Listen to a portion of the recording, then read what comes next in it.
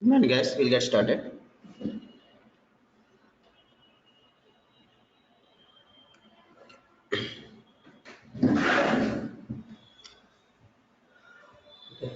So we just seen, right? What are the different ways to use your build pipeline? So one can be your self-hosted agents. That means you can deploy, you can select your own server in your on-premise server, or you can also create one virtual machine on Azure Cloud or any other place, and you can go and configure your agent. We will see how we configure. The other way is you can use the built-in feature that is nothing but Microsoft Azure pipelines hosted agent. You call it as a hosted agent that will be created as part of your build pipeline. You do not have any visibility into that one. So we will talk about some scenarios where you should go about where you should go with self-hosted agent. That means our own server or Microsoft hosted agent that is being maintained by the Microsoft Azure itself.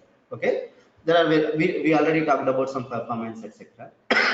or maybe some other reasons, some technical reasons, whatever it is. Okay, and so these are the different things what we will be using, like tasks, variables, triggers, and build retention. Here, the most important thing is tasks, variables, and triggers.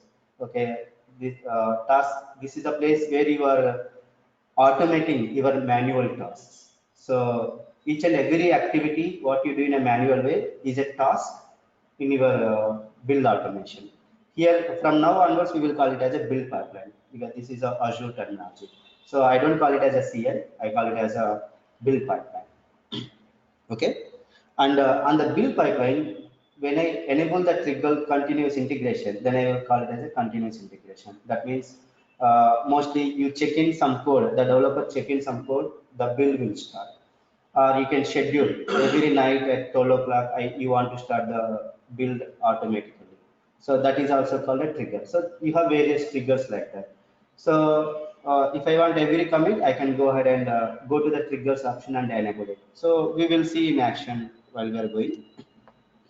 So first, let's understand what you're going to do in the next session so that you will have a clarity. Okay, after this, what I'm going to do. After this, what I'm going to do.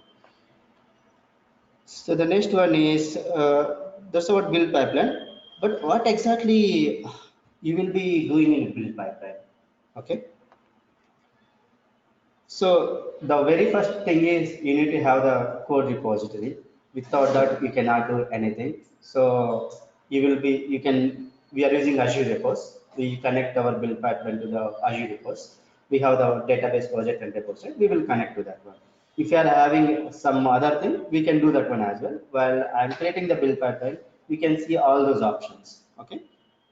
If it is other than your Azure repos, it's all about giving the URL of some other system and credentials, user ID, password. Basically, these vendors give you the documentation how you need to connect. You just need to follow the design.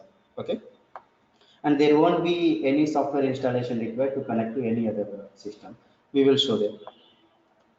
And the next thing, you need to set up the environment, right? So we talked about, okay, you have the code and you need to have the environment in order to run your build. That means your .NET build. You need to have the .NET runtime installed. If it is a Java, you need to have the Java runtime installed, and then you need to have the .NET framework, etc. These are the minimal things. Even for Java as well, you need minimal things. Okay.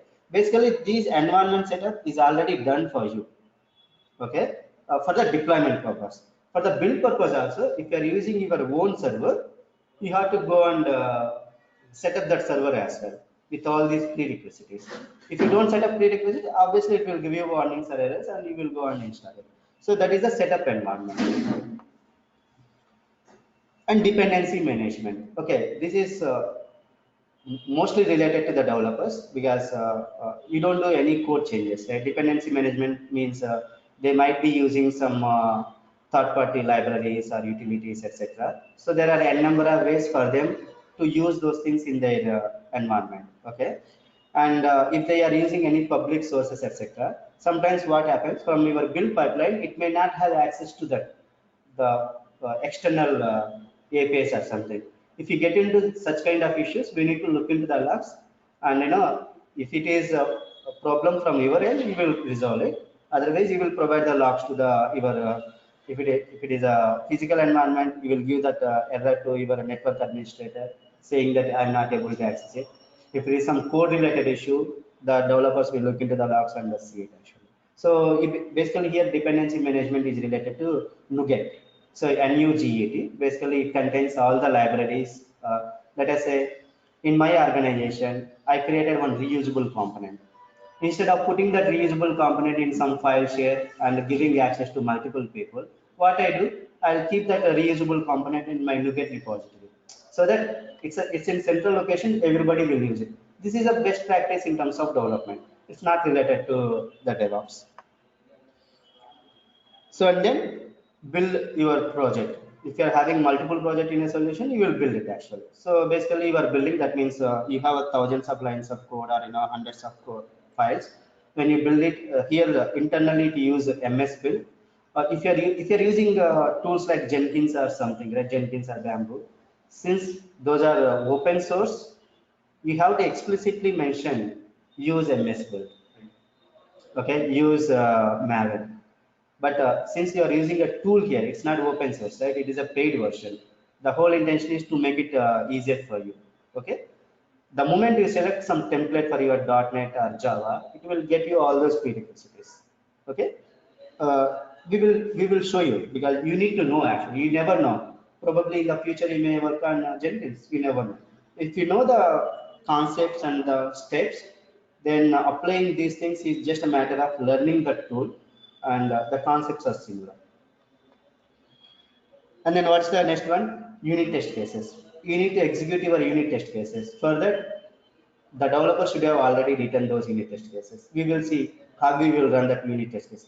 It is also another project. I mean, it's like your regular project where you have the functionality. This is unit test cases, another .cs project, but you are writing test cases rather than the functionality. And then code coverage. So we use tools like SonarQube, and we integrate that SonarQube with your build pipeline to ensure that your code is of high quality as per your standards. And we will also ensure that code coverage means you written 10 lines of code. Okay, let's not talk about the code actually. You developed some three functionalities: login functionality, logout functionality, and some home page, right? The testers will go and test all those three features, right? If they don't test one of those things, then you say the test coverage is less. They did not cover one test case. I mean, right? In the same way, you written 10 lines of code. That means as a developer, you should have the unit test case to cover all those lines of code what the developer is written. Otherwise, you may get some into issues. Of course, if it is a simple coding, you may not get into issues. But if you are having complex coding written hundreds and thousands of methods, interlinking, you need to have the unit test cases. Otherwise, you will get into regression issues. You will not be able to find it. The testers will be able to find it out.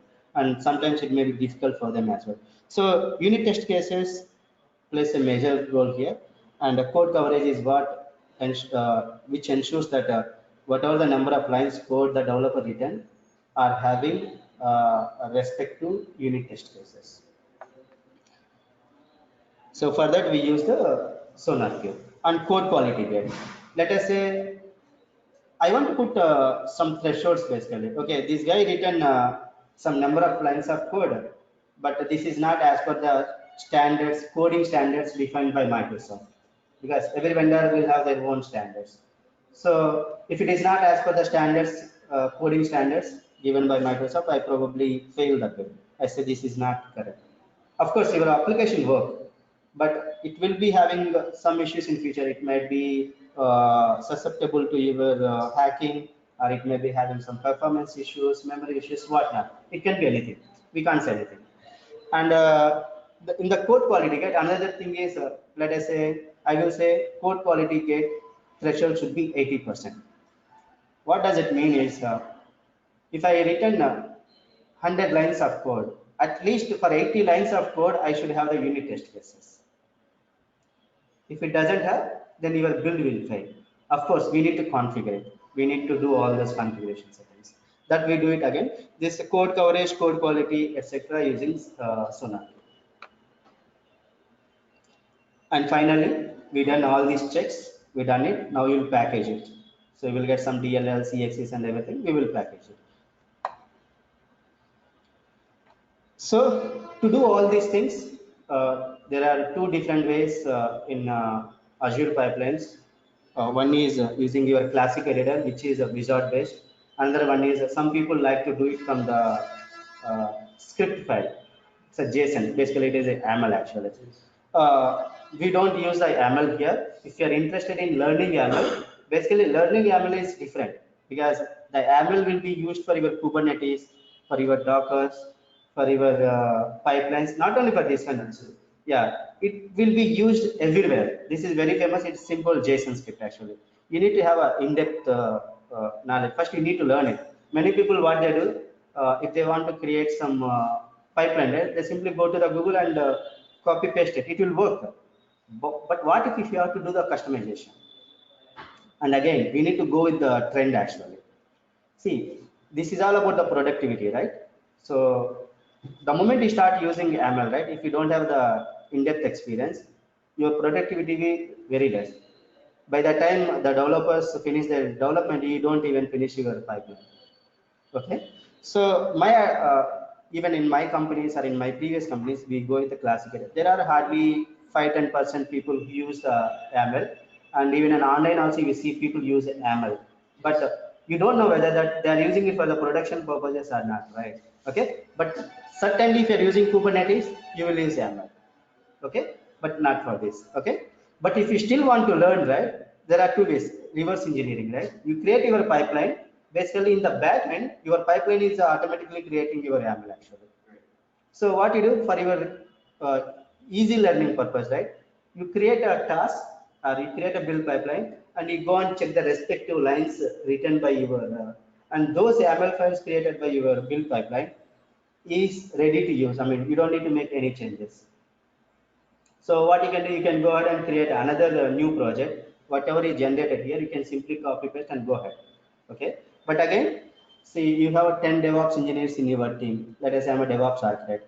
I want all the people to use a classic editor only. And if someone wants to use ML, I will tell them to use for the demonstration purpose, not for it. Because for me, my productivity is important. For your learning, utilize the features available here and apply this when you are learning Kubernetes or Dockers. That will help you. So that's why I just don't want to skip that one. You have two ways, but we use a classic editor, which is wizard based. So we'll talk about some more fundamentals and then we get into the lab sessions basically. So how do you connect to, connect to code repository, right? That is the first step. So you remember those steps what we seen in the this slide, right, are same irrespective of the tool what you use. You use the Jenkins, you use Bamboo, you use TeamCity, you use Octopus, what's not, or you use a IBM. What is there is a rationalize something is there. IBM also having one tool that is also that is for the test cases actually. So there is a name that is also famous. Okay, but most of the people don't use it because that's expensive. Because all IBM products are expensive. So there is one tool from IBM as well. No, no, no. I will tell you. I don't remember as of now. Okay, so they also have it. Code repository, these are very famous. There's a Bitbucket or Git, if it is Microsoft TFS. Now Microsoft bought this Git. Now they also use it. Even for their internal product development as well, they are using nowadays Git because they bought it, right? Now they can make any changes what they want. So these are the different repositories that you can connect from the Azure build pipeline. So it supports, you can connect to your TFS, you can connect to external GitHub or Bitbucket, and even it supports the Subversion is the oldest one. This is one of the first version control management systems before even 15 years. Those days you used to have the VSS, Visual Source Set. which is an older version of TFS. So now this Azure DevOps even supports your Subversion. Okay, I don't think anyone using. I mean, there are hardly people using 1-2% or 10, not even 10%, because they started long time ago. They don't have any, and also they don't have any improvements going on, any development going on. Why they should invest moving the code from there to here when there is no development? Because I recently seen one of my clients' projects, right? They have one small Java application residing in the Subversion, a CVS actually, that is CVS. There is one more CVS. That is having only one page. Yeah, Perforce is it. But again, there is a vendor. Okay. That application is having only one page. Why should you invest creating some pipeline and moving that code to here? That's only for one page. So they're not moving. Let it be there. So it supports, I mean, your core repository connectors, your Azure build pipeline supports all these uh, core repositories. And the different steps, you just need to simply select your repository and your solution, whatever it is. That's it. And then in the environment setup is nothing but, we will be uh, we talked about self-hosted agents or Microsoft hosted. So this is that step actually. You will just go and select where you want to run your build agent. So, and then you need to configure. So your agent environment, if it is .NET, you use MS Build, Maven for Java, and so basically on the build agents, nothing but on your build servers, also need some lightweight version of your Visual Studio. I mean the build tools. It's not the full-fledged Visual Studio what you use. So those kind of things will be taken care by your agents. So there will be some parallel execution. Let us say you are having three different, so you might be having one database project, you might be having one code project in your build pipeline. You can make it parallel. I mean, again, if it is a Jenkins or something, you need to go and configure multiple servers and do a lot of settings for the parallel execution. Here, it is a simply 2 to 3 steps configuration. It will be taken care. And what is the dependency management? So it's all about downloading your reusable components shared by some external parties or internal parties. But of course, this is done by your development teams in their projects. But you will configure this in your build pipeline actually. So we will have the tasks like NuGet, etc. We will use them. So self-hosted agents and then build solution. Finally, we select our solution. This is another task. Each and every slide you can think of a task actually in your pipeline. Okay.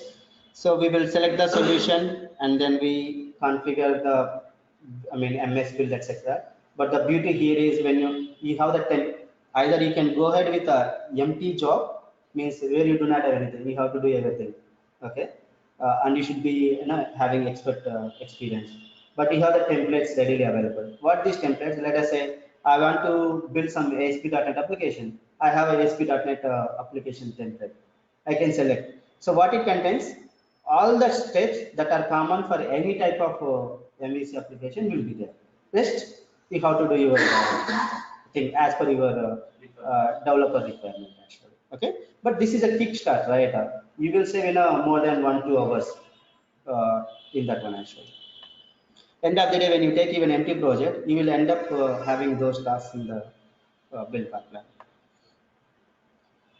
And then, so we will set up few more properties. Finally, you have another task where you will run your test cases. So if it is .NET MS unit test cases, if it is Java, it is JUnit test cases, and if people use some other, there you have tens of languages, right? Based on the developers' preference, what they are using, we will have to set it up.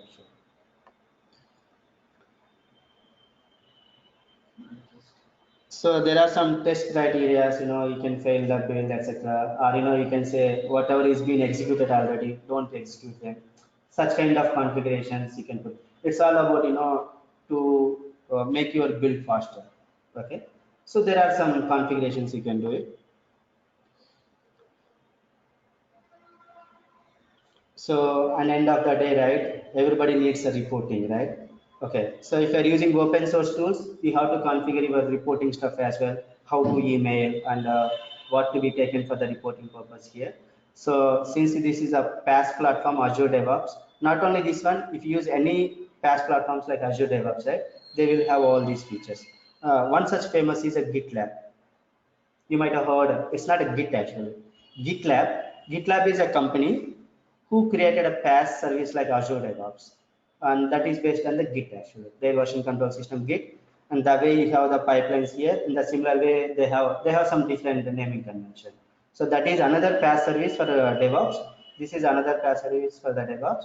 There also you don't need to do any installation configuration. Straight away you can go ahead and configure progress. Here also you do that. So GitLab is another famous, but not many people use, like, because it requires marketing as well, right? Microsoft does a lot marketing. So, and finally, for code coverage and quality gates, we do the SonarQube setup. Okay, and there are two versions of SonarQube. For the demonstration purpose, I use online SonarQube, because I have so many things running on my laptop, and again, my laptop is not part of domain. Okay, this is my personal laptop, right? I'm running the Azure DevOps. If that has to connect with my laptop, I need to have my public IP address or something for my laptop. And again, it is some networking stuff. I need to install some third-party networking components and have the static IP assigned actually. If I do it, I get some virus or something. So I don't want to do it. So what I do, I use a SonarQube. For the deployments, we use some virtual machines on the uh, Azure cloud, and some can be on the cloud. I mean, there are multiple ways, we will see. But I am not going to deploy to my local PC. SonarQube setup. So we will do SonarQube installation, and I will show it on my laptop, because SonarQube installation is not a big deal. You download the SonarQube from the SonarQube website, and you will get both exe version or the zip version. If it is zip, unzip, and you have to set the Java environment variables, etc. That's it. It will be up and running. But if it is a cloud, the way you are using your PaaS, the SonarQube will be available. You just need to create your credentials and start using it. Even in the only difference is you go and install this in your local PC, then you don't go and install. And then we will integrate the SonarQube with our build pipeline for code quality, and I will show all these quality gates, profiles. There are many things you should know actually. And if you know these things, right, most of the times what happens, everybody will be able to talk about how to create a pipeline, how to deploy it, and some concepts, CI, CD, etc. But not many people know how to set up SonarQube, how to create quality gates, and quality coverage, etc., etc. We will show all those things. And finally, you will publish. So we will be publishing these artifacts, I mean, from the build output, right? To Azure Pipelines is a repository that's built in your Azure Factory. It will be there. It will maintain all the versions as well. And you can mention how many days you want to retain your build out artifacts. So this is regular, right? Even if you're having any database, if you are a data DBA, there also you have some policies. How many days you want to have the old data? How many years of legacy data you want to have? Let us say they maintain some 10 years or 5 years data in their current databases. The rest of the data, they will move it to the some storage, because otherwise it will hit the performance. Likewise. So in the same way here also you will have the build. It's a history, right? Over a period of time, you might have a 15, 20 builds for your application. Okay, I mean, certainly you may want to, retain last 5 bills or 4 bills, and the rest everything you can delete, because it's unnecessary storage. Okay, your Azure DevOps is a free trial for 90 days. After that, everything is paid. Okay, your storage is now, If it is a storage, right, it is pennies. It's hardly in the paisa, I would say. You don't, for all the projects, even for 10 GB also, you don't pay even 100 rupees. It's very cheap. Storage is cheap. What is expensive here is your compute. Compute means your virtual machines, the size of the virtual machine, and network is also very less. I mean, it's like storage on it. Network, you will get the incoming data, outgoing data. That is also not a deal.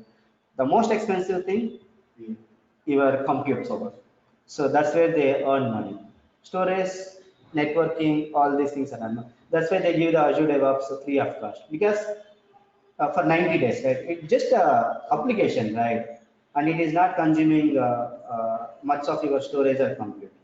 And when it creates your Azure virtual machines as well for the build pipeline, they create the minimum configuration virtual machine. Basically, if you go to Azure Cloud and create a virtual machine, I basically take a 4 GB RAM, the very standard general purpose VM for the demonstration. The monthly cost is some 5,000 rupees. Per hour, it comes to 4 hours or 4 rupees or 5 rupees. It's very cheap, so they don't need to consider. And they put some limit as well when you are using Azure DevOps. You can use only some. You see those limits in the project settings actually. You can have some 1800 minutes of parallel jobs. Means when you are running, so you go and click on one build, and you go to another tab, you click on one build, right? These are all parallelly running. It will count all these things actually. Yeah, these are default available. We can go to based on the subscription, the settings are done actually. But if you want more quota, right, you have to raise a support request. It will be there. I will show, because the way we done the Azure course, right? When we are going to, we have to go through all these settings. All these project settings have to be taken care. Because yesterday I ordered for 1 year. They're charging $160 per month. It is in and Okay.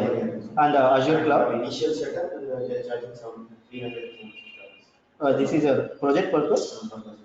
Okay, basically, if it is Azure or AWS or any cloud, right? When you are selecting the virtual machine size itself, it will show that one actually. So the best practice here is, if it's the production servers, you need to run it for 24/7, 365. If it is a dev environment, the practice what we do, right? Because we will be running 50 servers or 20 servers for each project. All dev and QA will be shut down after the last person left the company, left the office.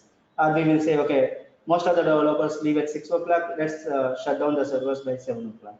So there will be scripts running, scripts written, or you can schedule it as well, and they will be shut down. And the next day, 9 o'clock, see, you hardly spending another 10-15 minutes extra time, waiting time actually. But how much time we wasted? It is very less when compared to the amount you are spending actually. So if you're coming at 9 o'clock, what people do, the scheduled task will start at some 8:30. It will make the VMs up and running. So you are saving a cost of 12-13 hours a day. So there are, related to Azure Cloud Administration, but we'll see them. So these are the number of steps that are involved in the build pipeline.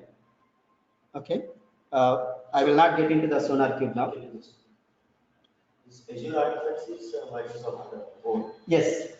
So this is one of the features that they included in Azure DevOps. When it was VSTS, they don't have this Azure Artifacts. Okay. Now they included this. This is nothing but your JFrog kind of stuff. It's only for your storage, not more than that one. Okay. But the similar kind, even Azure pipelines is having, it is retaining all your build outputs actually. Okay. The main advantage, the main purpose of this Azure artifacts is for your dependency management. Means for the developers. So they create the reusable components. Instead of sharing it in a file share or something, what happens? Some 4 people are using my reusable component. Okay. Now I made some changes to my component. If I have to tell you, I have to tell all you 3 people saying that I have a latest component, take the latest. I don't know whether you take it or not. Right? That's up to you, right? But when you use NuGet and Azure Artifacts, Azure Artifacts is proprietary to your, internally it uses NuGet actually. Okay, I'll keep it there, and I will ask the developers, the way you are using your NuGet packages, the system DLLs, in the same way you use my reusable component as well. So what happens, whenever I make some change to my reusable component, I update my Azure Artifacts on it. Whenever they build it, it will take the latest. It's Maven. Yeah, you can call it similar. Okay, different. Yeah, it's Maven for your dependency management Java. Okay, so for different languages, different types. But these are the best practices are applicable across the languages. It doesn't matter, right? If you take a whoops or design patterns, it doesn't vary from your programming language to programming language. It's only way how you implement. Okay, so we will look into all these things in our build pipeline. Okay.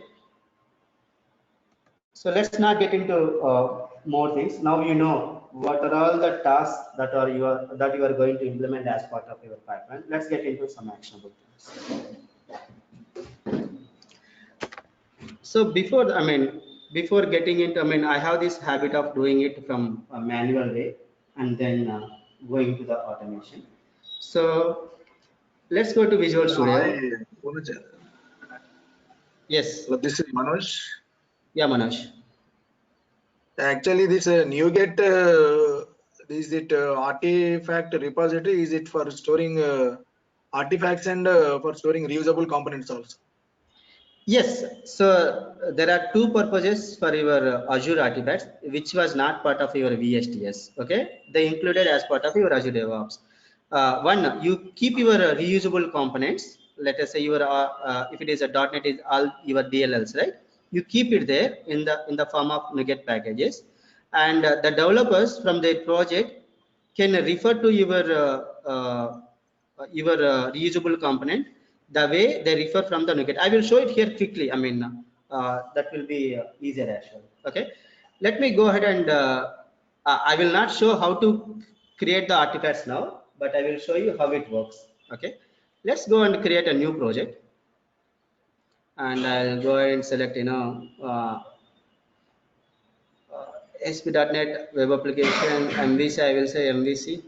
It doesn't matter what I take, right? So sorry guys.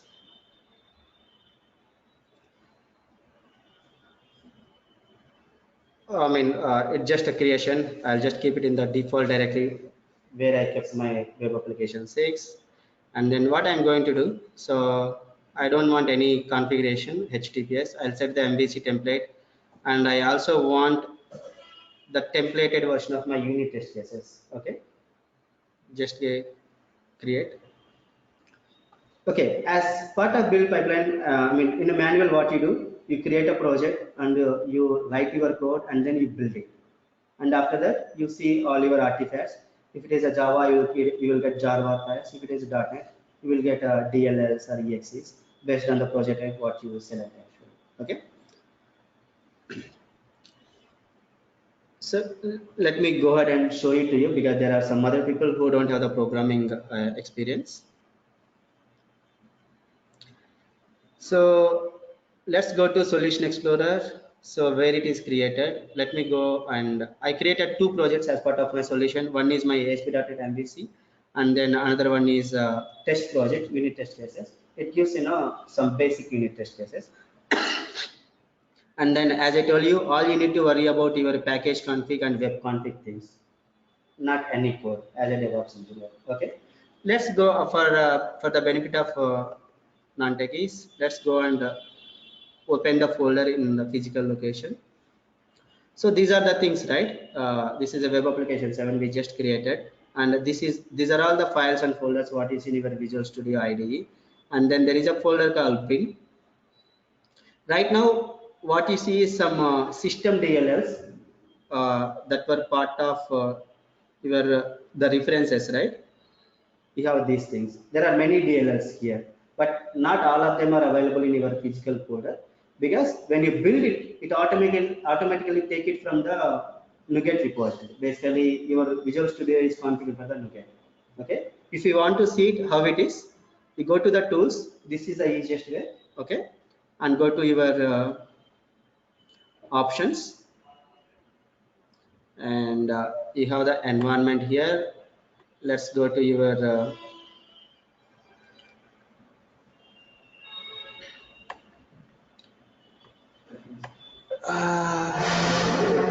huh? Open just to be.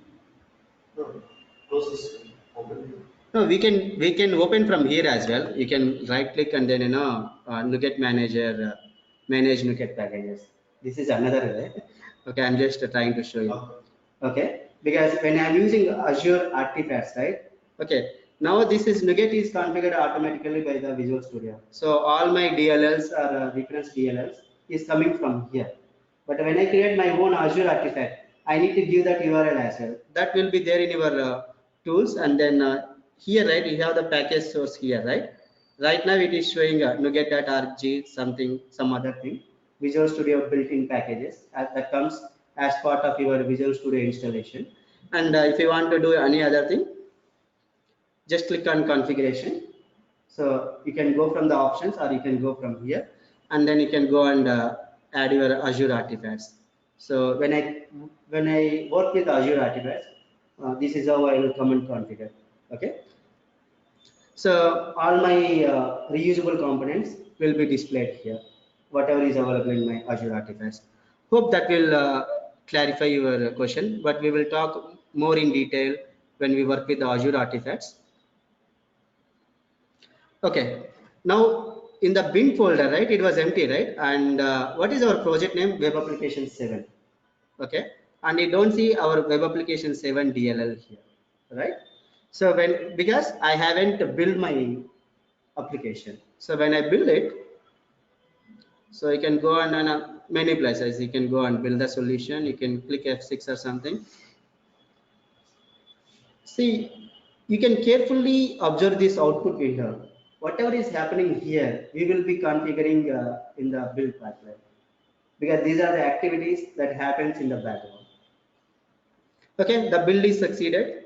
Okay, and a new file is being created. New DLL is being created. If I go back here, you can see additional DLLs have been added because I run it, and whatever is being taken from the NuGet, they have downloaded, and my DLL is my web application 7.dll. So this is what basically going to deploy along with your web.config, etc. Okay.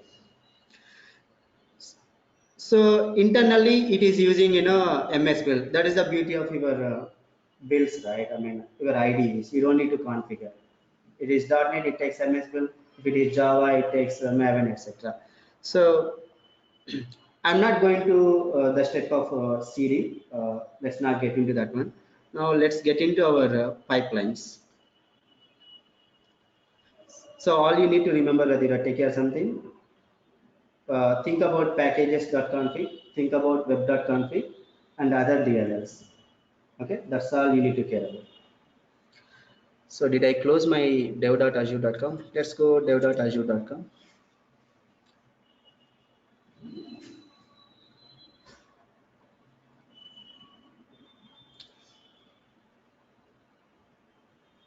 I haven't pushed it, right? Let me push it. Okay.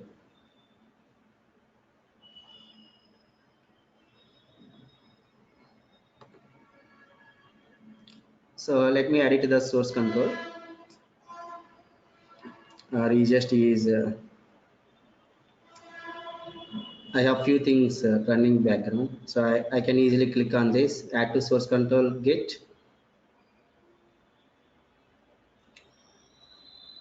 So now it's been added to the locally. Now I'm pushing it to my Azure repos, publish git repo. Since I already logged in, it taken it, and I'm not going to change the repository name. Let it be like that.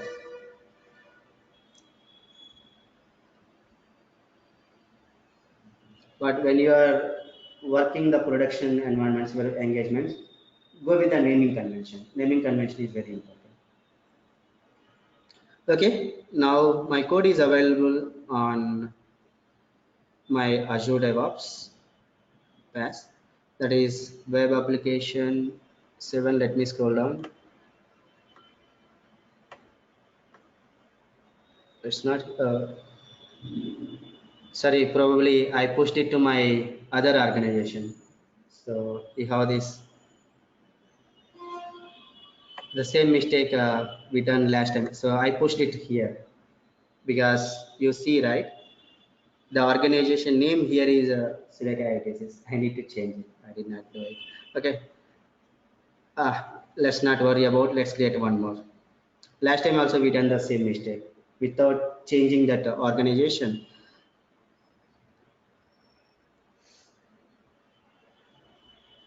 So in general, we can't delete that whatever was published and republished to a different source. We can do it. Okay. We can Yeah. Just unbind it actually. okay. All right. Thanks.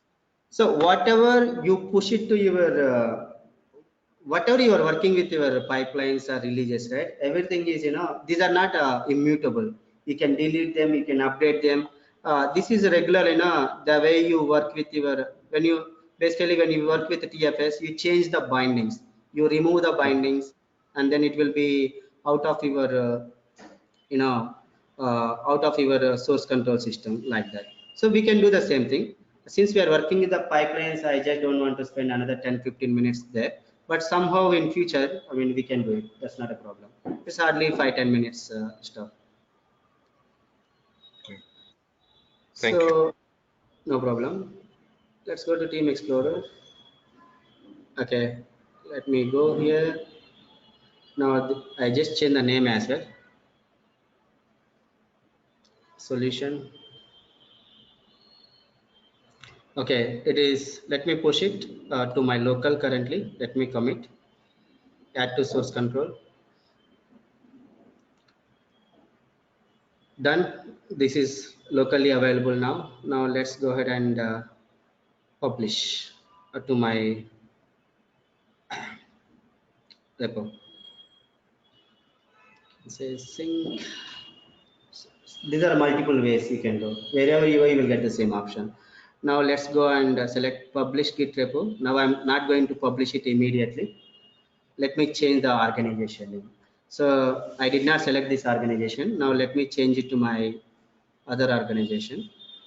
And I'm not changing the repository name. That's it. Publish.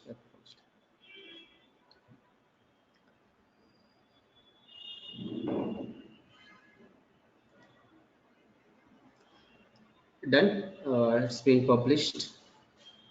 Let me switch back to my current organization, and the name given is Azure Pipeline Lab. That's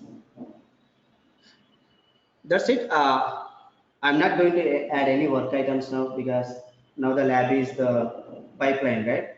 But we will be applying some policies, like let's have, I mean, when you are doing the commit, right? Let's put a policy that some work item should be attached to that. Otherwise, your traceability will be missing. We will see that. For today, let's not do that. Okay. So the boards completed, repos completed. Now go to your builds. I'm not building a pipeline today, so we'll do it tomorrow. But let's have a quick look how it looks. Okay. So right now there is nothing, so you can create a new pipeline, guys. I'll suggest you go and play with your permissions. Okay. If you create another user and don't give a permission to create a pipeline, and come and check here whether you will be able to do. So you need to practice like this, otherwise you will forget. Okay. Let's create a pipeline. Now this is what I'm saying. You can create your pipelines using ML or use a classic editor. I'll go with a classic editor, and these are the options what you see. You can work with a Bitbucket, GitHub, Git, and other Git means public GitHub. You can create a GitHub account, right? And then you can use them as well. Okay, and use the classic editor. It's very simple here. Okay, you have your since I selected Azure repo, it create. I mean, it is populating my project, Azure DevOps project name, and the repositories. Okay, I have only one repository, and I have only master branch. If you have other branches, if it is a dev environment, you will have the dev branch and then you select it. Okay, let's continue. Okay, so here you have options. Either you can, if you are already an expert, you want to do on your, everything on your own, you can go ahead and create an empty project. But it doesn't make any sense, because when something is coming to you free of cost, right? Let's go and use it. You don't need to spend extra time. Okay. Now my application is of type MVC, ASP.NET application, right? So I have a various templates here. You have a hell lot of templates here, which is making your life easier. Okay. First, let's have this bootstrapping pipeline available, and we go and do our customization. Okay. I will take Hello, ASP. this is Manoj. Sorry for interruption. Yes. So if I selected different project, different template like 100, so mismatching is going to be happen. No? So, since we have created ASP.NET application. Yes, yes, it will mismatch, and you will see many errors. Patterns doesn't match, the project types are not found, etc. You can try that. Okay, but if that is the case, what I do, I'll create. So let us say by default, I mean by mistake, I created a separate one. You have two options: either you ignore this one, or you can go and delete all these tasks like this. You can remove the tasks and you can customize. So when you remove all these tasks, what happens? It will become your empty job. That's it. Okay, thank you. So let us say it's already created 6 tasks for you. You just need to go and configure. If you have to add all these 6 tasks, it may take 2 hours for you, because you need to go to each and every property of your task and do all this stuff, right? Okay. So these are the common tasks for any ASP.NET application will have. That's the reason it added all these common tasks. Now, in the preliminary stages, we will, tomorrow probably, from tomorrow we will check, we will talk about all these different things. Okay. All these different options available. And we also talk about these agent jobs. Okay, because you need to learn now itself, and then we talk about, so this is a NuGet. This is for your package management. We downloaded many packages when I build a solution from the Visual Studio, right?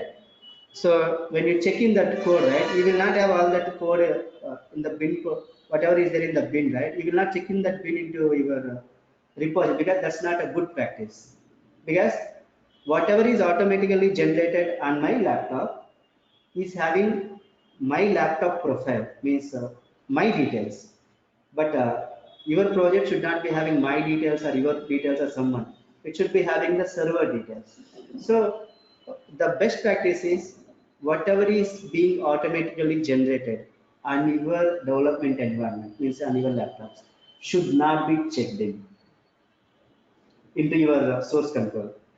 Only the logic and system stuff should be checked in. So people are lazy, right? I mean, we used to have this git ignore file, etc. We used to create it 5-6 years ago on our own. Now we want to improve. We want to improve the productivity, right? That's where all these companies came. Okay, this is the MVC project type, and this is the .git ignore file, and it contains already all the temporary stuff to be ignored, all the bin folders to be ignored. All these things are already available. If means 100% work is being done for you. If you want anything extra customization, which is not known to your MVC template, then just go to .git ignore file and add your own line. That's it. It's all about giving paths. Okay, I want to ignore all the files that are in the C drive. Then I'll go and add dot C drive, something. You will give that path. You can see that dot ignore file in your physical folder actually. Okay, you can verify it. So we will go and configure these things, and while we are doing it, we will do the SonarQube integration, and we'll implement whatever we see in our slides. So once we implement all those, I think 7-8 tasks basically, I would say activities, then you know the complete CI pipeline implemented using Azure base.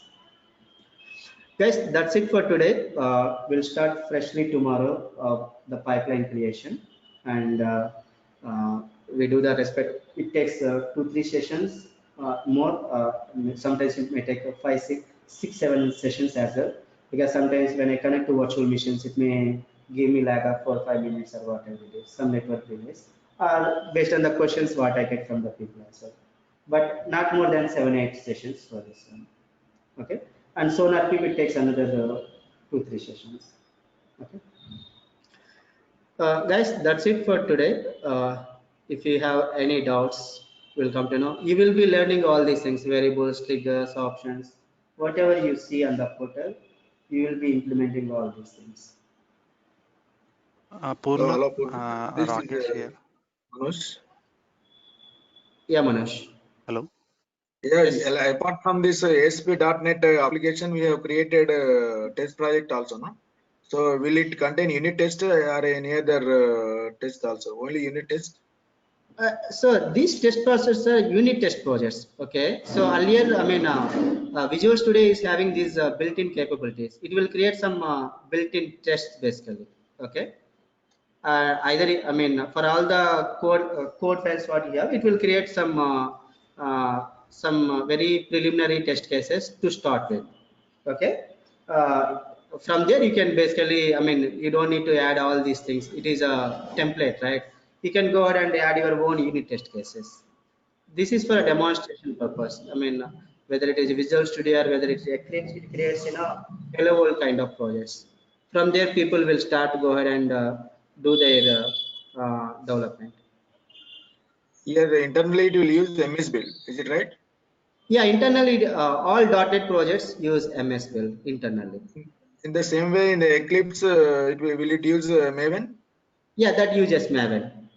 So when you install Eclipse, right, when you create a new project in your Eclipse, it internally using Maven. Okay, thank you. Hello, Purna. Yes. Yeah. When we'll be using this the Python scripting in this pipeline part? See, Python scripting or shell scripting, etc., is case to case. Okay, it's not a must and should.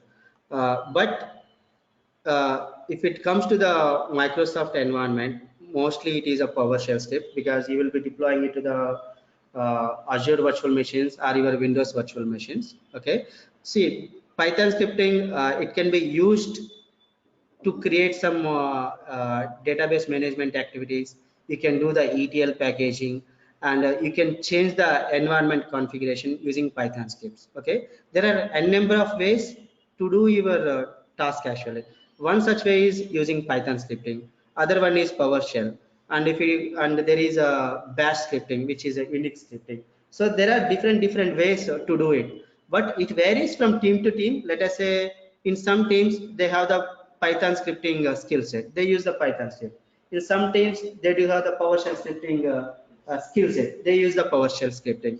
But this is not a mandatory. So it all depends on the skill set available in that team. When you are showing the templates, that I could see that there is one option like a Python in that templates. When that will be used? We will not be using Python. We will be using PowerShell, which is included as part of our course, because Python scripting is again a different story. And mostly when you're, as I told you, right, Python, you can do it for the database management activities. You can create applications, and you can work with the servers. There are many aspects actually.